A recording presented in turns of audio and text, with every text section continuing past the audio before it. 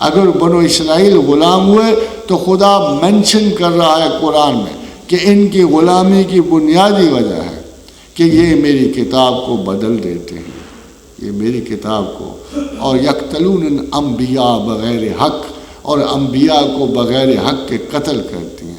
یہ انسان آزادی کے سزاوار نہیں ہے۔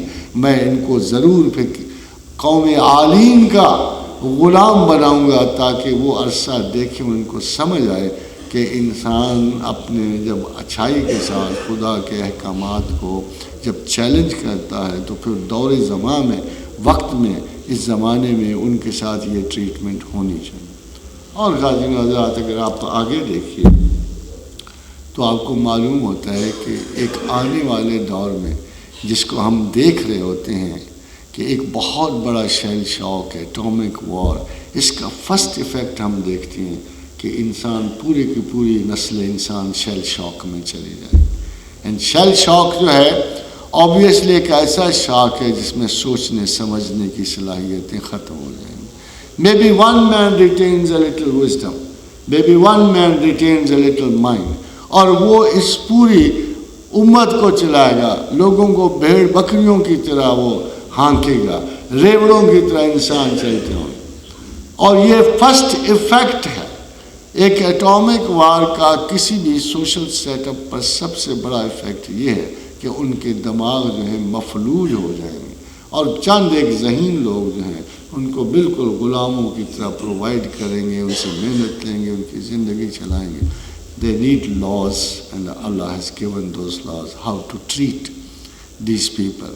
اس لیے خداوند کریم کی جو علم ہے وہ اول و آخر ہے، تمام سوشل سیٹ اپس میں ہے، اور اس کو یہ طعنہ نہیں دیا جا سکتا کہ جو کچھ اس نے بنایا ہے اس سے وہ بے خبر ہے۔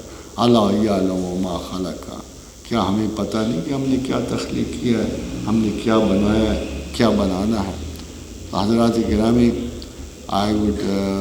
مجھے بھی بڑی جلدی میں واپس سے، دل تو بہت تھا آپ سے بڑی باتیں ہوتی، مگر ملکی مسائل میں خاص طور سے بجلی کے بحران نے ہمیں بر وقت جمع نہیں ہونے دیا اور کوئی اچھی بات چیت بھی نہیں کرنے دی۔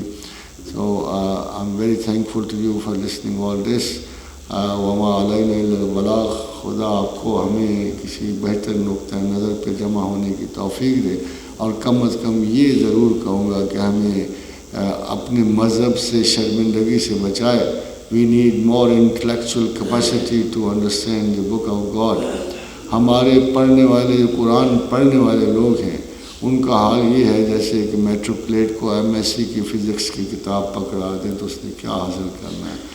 اگر قرآن بہترین کلام ہے اور اللہ کا کلام ہے تو اللہ کو یہ کریڈٹ تو جاتا ہے کہ وہ عقل کا پیدا کرنے والا ہے، شعور کو پیدا کرنے والا ہے، انسانی فکر و عمل کا پیدا کرنے والا ہے۔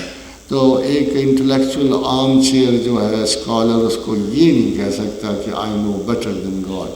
جو کچھ بھی ہے ہمارے عقلی حصار میں، خداوند کریم کے کو جاننے کے لیے پرہیپس ایک بہرحال میٹافزکس سے آگے جاتی ہوئی عقل چاہیے ہوتی ہے۔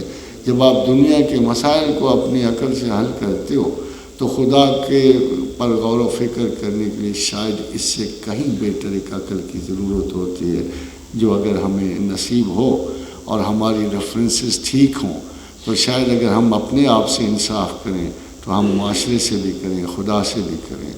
وما علینا الا البلاغ۔